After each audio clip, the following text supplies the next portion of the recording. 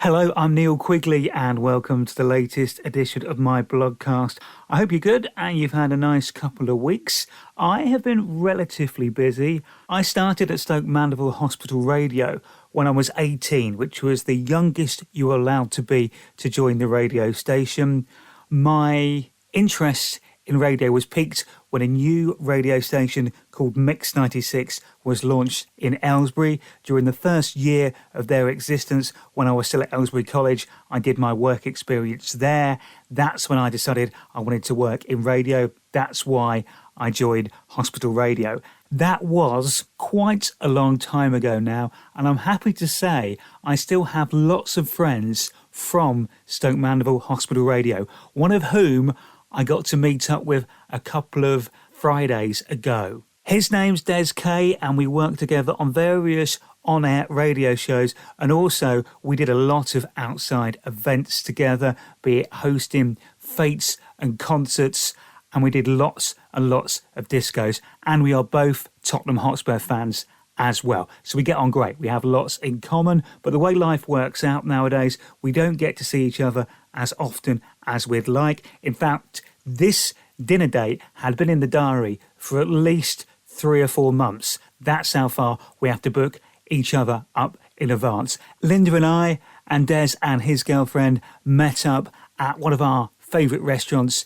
in Berkhamsted. It was a fantastic night. It was great to see the both of them. And you know it's a good night and you're with true friends when the time just flies. We met up at 8:30, and before we knew it, although we'd eaten some lovely food, it was suddenly 11:30, 11:45, and they were chucking us out of the restaurant. The time just flew by. We did really well. Me and him had a lovely catch up, and it wasn't until about an hour into the conversation that we actually mentioned football. That is really impressive from me and him. Lovely to see Des. As ever, he's very busy. He's a massive theatre fan like me and goes to a lot of opening nights. He also does host quite a few big events still across the Aylesbury and Buckinghamshire area. So it was great to catch up with him. And Simone had a fantastic time, and hopefully we'll try not to leave it quite so long next time. On the way home from the restaurant, Linda has recently got a new fully electric car. When she had her previous car, which was a BMW, I think it was about 2 years before she let me drive it. She's had this new one maybe 6 weeks and already was prepared to give me a go. Now, I had never driven a fully electric car before, so I didn't really know totally what to expect. She had explained to me what it was like driving it, but between me and you, I thought she might be exaggerating a little bit. She wasn't, to be fair. Her description was absolutely spot on. It's quite weird in the first instance because when you are getting ready to start and head off, you don't have to push any buttons really to start any ignition because, of course, it's a battery-powered car. So you just have the keys in the car, you put it into drive, press a button to take off the handbrake, and then you're good to go. But the engine is so quiet, the only reason you know you're good to go is because it says OK on the screen in front of you. So I very slowly drove out of the car park. I have driven automatics before, so I did have some experience. In fact, when I went to America and did a tour of, amongst other places, but the main ones, Nashville, Memphis and New Orleans, I drove everywhere in a tiny Fiesta that was automatic. So that gave me quite a few 100 miles of driving experience. So that part of it was fine. But the weirdest thing about driving an automatic electric car is it's perfectly fine acceleration-wise. In fact, it's actually very quick. The weird thing you kind of have to get your head round is how responsive the accelerator is when you take your foot off it. As soon as you take your foot off the accelerator, the car slows itself down very, very quickly. As Linda explained it to me, and she was right, it is like driving a giant bumper car. So weirdly, you hardly ever have to properly use your brakes, which is very, very strange and takes quite a time to get your head round. Anyway, it was only a short distance between the restaurant and Linda's house about 20 minutes, but I actually really enjoyed driving that car. And as it happened, I wouldn't have long to wait for my next go in it. That was because the next night we went over to a venue just near Henley-on-Thames to see a mate of mine who I met when I was working at a radio station down in Somerset. I've known Mike quite a long time now. He was on New Faces back in the 80s. In fact, he was runner-up to Joe Pasquale. He has appeared in the West End, in Phantom of the Opera and in Les Mis as the lead role in both productions. In London and also in Manchester, he, in my opinion, has an amazing voice. So I always enjoy watching him perform. He was putting on a one-man show with a few special guests at a venue near to where he lives for a select invited group of people. Happily, Linda and I were on that list. So we headed over there, and quite predictably, with the way I like to organise my timekeeping when going to events, we were there first. Fair play to Mike, he had organised some pre-show drinks and snacks for everybody, which was great. So Linda indulged in them. I wasn't sure if they were gluten-free or not, so I didn't touch any, and I had a nice bottle of water, which I was perfectly happy with, to be fair. Pretty soon, the hall filled up and we were ready for the start of the show. Mike came on and did a few big songs from the musicals that he had been in to start with. And then it was a night, there was a celebration of music he liked, basically. So he sung lots of different songs. He had his daughter with him as a special guest to come on and sing a few numbers. When I first met Mike about 17 years ago, not long after, he had a daughter. Now, although I knew of that daughter, I never actually met her. But now she's 16 years old and also has a fantastic voice. So she performed a couple of songs with him, which were great. His second guest in the first half of the show was the son of the Italian pop star Jimmy Fontana. He had met Mike 10 years before when he was touring on a cruise ship. Mike does quite a lot of performances on ships. The two of them connected, got chatting. Sadly, it was not long after Jimmy had died that Mike met his son for the first time. So his son, who used to play in his dad's band, came on and performed all of his dad's best-known songs. He was a composer, actor and songwriter as well as a singer. So that was great. He had a fantastic voice and was an amazing keyboard player as well. And him and Mike did a couple of duets, including Delilah. Obviously, Tom Jones had the big UK and American hit with this song. He and Jimmy Fontana were on the same RCA record label. So basically, Tom phones up Jimmy and says, I've had a big hit with this song, Delilah. Do you want to have the rights or have a go at doing the Italian version? So basically offered it to Jimmy. Jimmy did it in Italian and had a big hit with Delilah in Italy. So that was great. The first part of the show itself went on for about 2 hours. It was just a celebration of music and it was great. I loved every moment of it. There was quite a long extended interval as well because Mike had laid on more drinks and also some chili for everyone to enjoy at half-time. It really was an evening of entertainment and food. And not only was Mike performing fantastically on stage, he also had prepared all the food himself. The man is amazing. I did manage to catch a very quick word with Mike during the interval, just to say I was enjoying it and to see how he was doing. As I walked past him, I heard one of the people involved in the production of the show say to Mike, he says he'll be here about 9:30 now. So that piqued my interest. I thought, well, there's got to be another special guest. Who can it be? I know it's a man. That's what I've gleaned from my eavesdropping. So I was curious to see what would happen. The second half starts and Mike comes out and sings several big songs, including one of my favourites that he does. From the musical Phantom of the Opera, the music of the night. He played the Phantom. He sings the song so well. He's got all the actions, all the movements. He's acting it as he's singing it. And it's just fantastic. All the time, though, I was kind of thinking, so who's this surprise guest going to be? And then Mike starts singing Don't Let the Sun Go Down on Me. And the live version of that was a hit for George Michael included a very special bit where when George was singing it live and it was being recorded for the single, he brings Elton John out on stage halfway through. So Mike's doing the song. I know there's a surprise guest coming, and I'm kind of thinking, surely not. No way.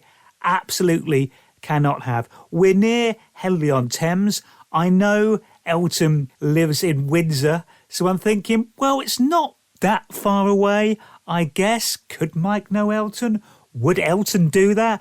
Anyway, the song continues, and he gets to the point where George introduced Elton, and Mike stops to introduce Elton.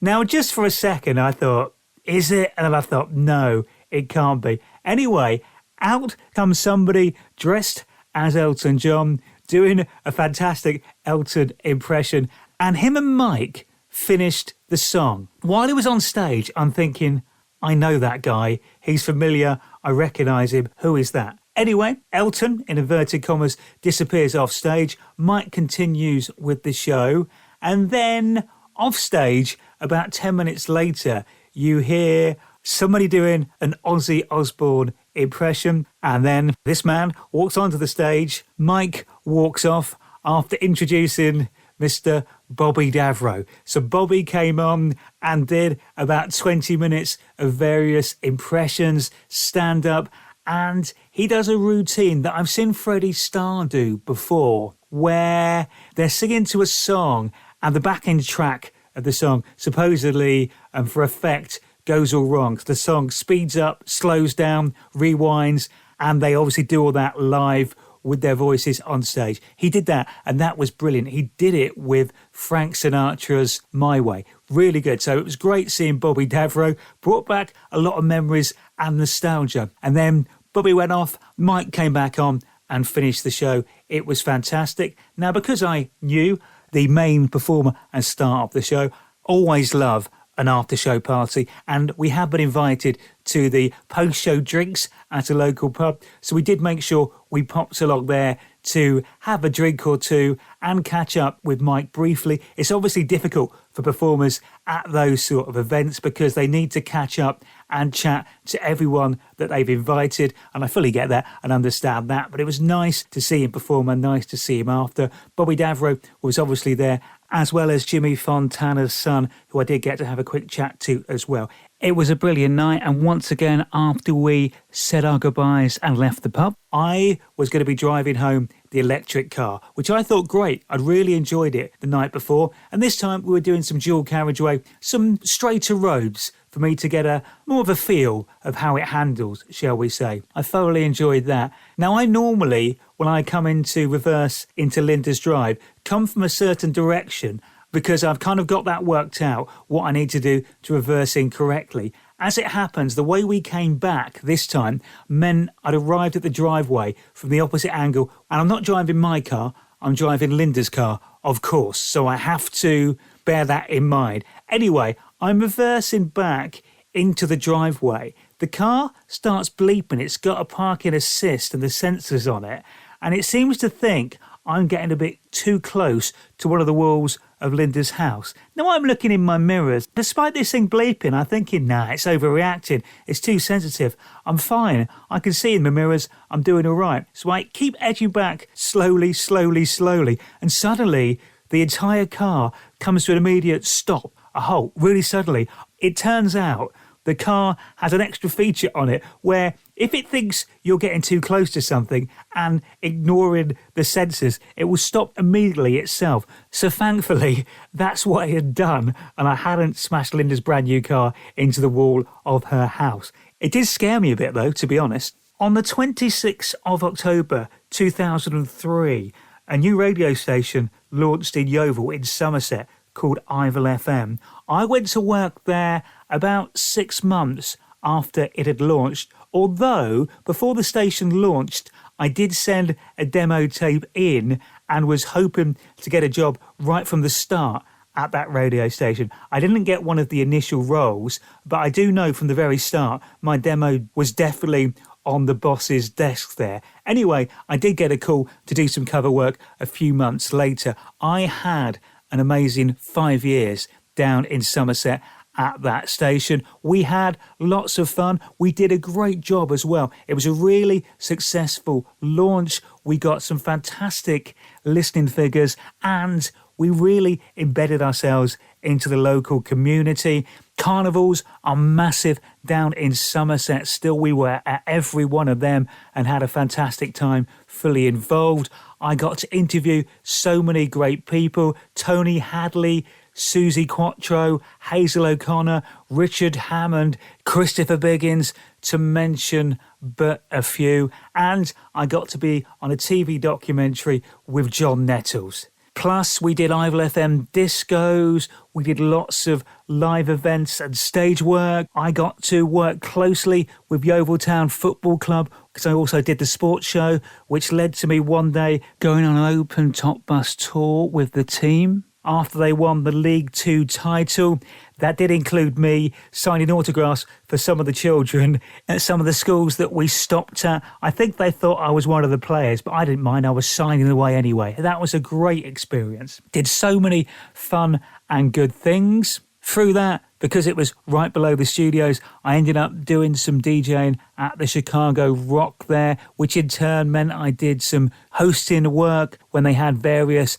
live singers on there, which were always fantastic nights. So basically, I had a great time. Recently, it was the 20th anniversary of the Ivel FM launch, so a couple of people who actually were involved in the application and bidding process for the licence, so right at the start of the station's journey, put out a message on social media to organise a reunion of sorts. It turned out to be a reunion meal. I decided I wanted to go there because I've not been to Yeovil for a while, and I thought also it would be good to catch up with a few people who I've not seen for absolutely ages. So I went down there last Saturday. I'd forgotten what a bit of an epic drive it was to get down to Yeovil. The A303 is always good fun, always get stuck in a queue somewhere, particularly when you're going past Stonehenge. So at least you got something interesting to look at when you're at a standstill in traffic, I guess. I always stay at the same hotel in Yeovil, so I'd booked myself into there. On arrival, I messaged my former boss, Steve Carpenter, who came down to meet me for a couple of drinks in the afternoon. Unfortunately, he couldn't make the reunion in the evening because he was doing a gig somewhere that he had pre-booked already. I had a lovely catch up with him, a bit of reminiscing and just a good chat between two mates. So that was brilliant. Now on the way, heading out to the pub, Steve met me at the hotel. And I did ask him when he arrived, I said, was it raining when you came in? He said, nah, not really, maybe a few light spots. And I asked the question, do I need to get my umbrella, do you think? He said no. After 2 hours in the pub, which was about a 10-minute walk away from the hotel, we went to leave the pub and it was absolutely hammering it down with rain. Almost biblical, tipping it down. We got outside the pub. We were just standing there for about 5 minutes thinking, well, should we wait till it eases off? What are we going to do? None of us had an umbrella with us. It was so heavy. In the end, because he had to get to his gig, we're like, well, we're just going to have to brave it. So we started walking up the main high street in Yeovil, heading back towards the hotel, trying as we could to shelter under the overhang from some of the shops and nipping into doorways to get a bit of respite from the rain. Eventually, we were getting so wet as we went up. We went past the Boots where we were waiting in the doorway at another resting point. I looked in and I saw they had some umbrellas there. I'm like, I don't really need another umbrella. I have one back at the hotel, but we've still got another 7 or 8 minutes walking in this rain. Going to get absolutely soaked if we don't get one. So we both went into Boots and ended up buying identical umbrellas. Although one of the benefits of that was I did get a nice comment about my jacket from the girl who was working behind the counter. Even though the umbrellas we bought were £16 each, I'm sure they weren't worth that. I may be wrong, but I reckon as soon as they saw that it was raining as hard as it was, they nipped to the umbrella stand and instantly put up all the prices. I'm sure they didn't. I mean, I would have if I'd have owned that shop. Armed with umbrellas, we walked back to the hotel, but the rain was so bad and the puddles were still bad. Our jeans and shoes still got absolutely soaked. So when I got back to the hotel, as I had some time before I was going out to the reunion meal, I did have a hot bath to try and make myself feel better after being caught in the rain. We'd organised to meet in a pub across the road for some pre-drinks before we went to the restaurant that we were going to for the meal. As ever, of course, with my timekeeping, I was there first, and then everybody else slowly started to arrive. In fact, half of us met in the pub, the other half just went straight to the restaurant. So I walked in to the restaurant with a couple of others who had come for a drink with me. As we stepped in there, I saw a shirt I recognised. We all were issued with radio station shirts with Ival FM and the yellow dot symbol of the radio station on them. I didn't recognise the guy wearing the shirt instantly. It was one of the presenters I worked with at the station called Phil Clements. He had warned us that the weekend before he'd been to a fancy dress party as Michael J. Fox from Back to the Future, and he'd really invested in it, in that he'd dyed his hair. Normally he's a bit of a silver fox. He had dyed his hair brown for this party, but sadly for him, it was more red. So there was this guy with red hair who I didn't really recognise at first. I worked it out and headed over to the table. It was great to see everybody who was there. Sadly, there weren't that many people who could make it. There were only about 7 or 8 of us in the end. There were so many more people I would have loved to have seen who I've not seen for years,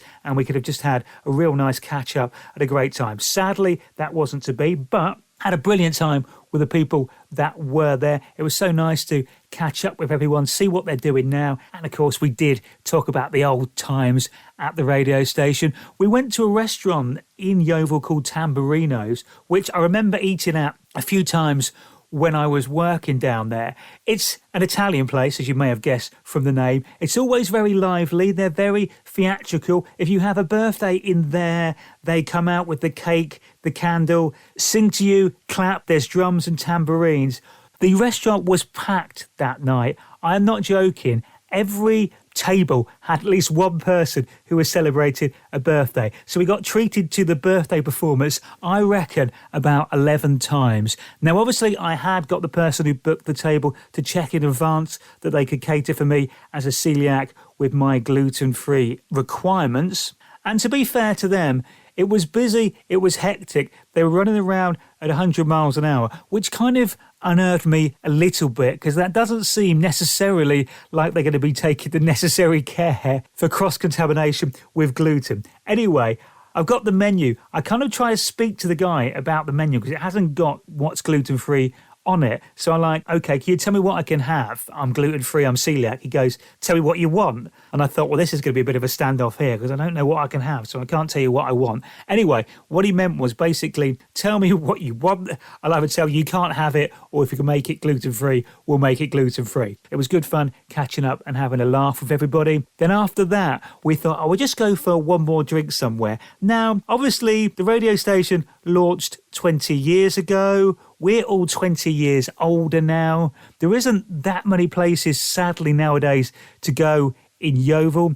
And also, I'd forgotten somehow that it was Halloween. So the place was full of people dressed up as zombies and ghosts anyway. We did manage to find a compromise place, a place that had some seats which suited all of us, and that we could get straight in without a queue. However, wherever you sat in what seemed like the quiet area, there was a speaker right behind you blasting out quite loud music. So our attempts to have one final big chat together without the noise of celebrating 100 different birthdays, like in the restaurant, didn't quite work out. However, it was fine. We had a drink. We had a catch up. We agreed to try and do it again next year for the 21st and hopefully get more people along with a bit of luck.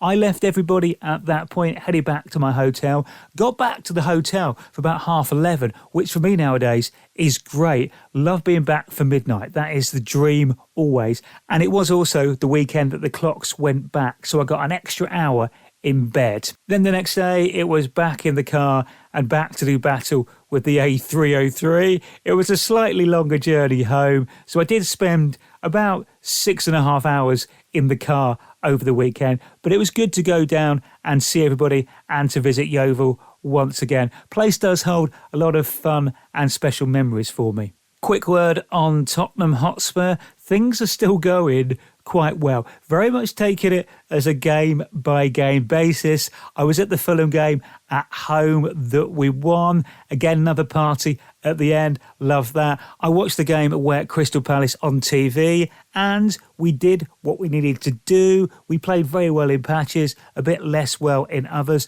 defended brilliantly, and we got the 3 points, which means we are still top of the league until later today, when I predict someone will go above us. But we got the chance to return to the top with a nice simple game at home to Chelsea on Monday, of course led by our former boss Pochettino. What can possibly go wrong? Good luck, everybody. I kind of briefly mentioned Halloween earlier. If you had a great Halloween, went to a party, enjoyed dressing up, like trick or treating, good for you, well done. I'm pleased you enjoyed it. I've never really been into Halloween, I'll be honest. As a kid, I never did anything for it, was never interested in it. And even as an adult, I've never really celebrated or taken part in anything Halloween-y. I'm not really a fan of horror films or ghosts or ghouls or anything like that, so I keep away from it.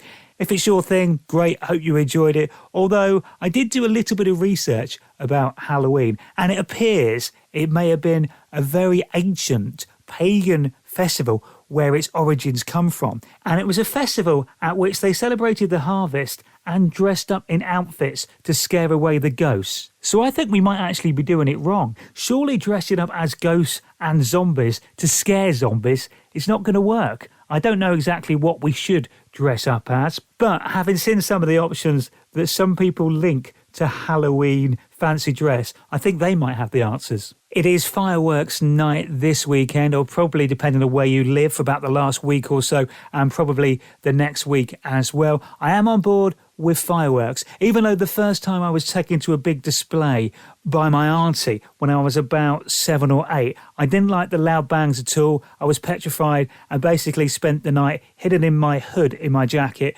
crying and shaking. I have since learned to love them and do enjoy a fireworks night. I've organised, arranged and compared them, and they've been lots of fun over the years. I haven't been to one for the last couple of years, and I'm still not sure if I'm going to one tonight or not. Hopefully, if I don't go to one, lots of people around me will have good displays and I could just sit in the warm looking out of my window enjoying the fireworks. Just the normal reminder that you can hear my radio show between 2 and 4 Saturday afternoons on radio9springs.com. That is it for now. Stay safe, look after yourselves and each other, please.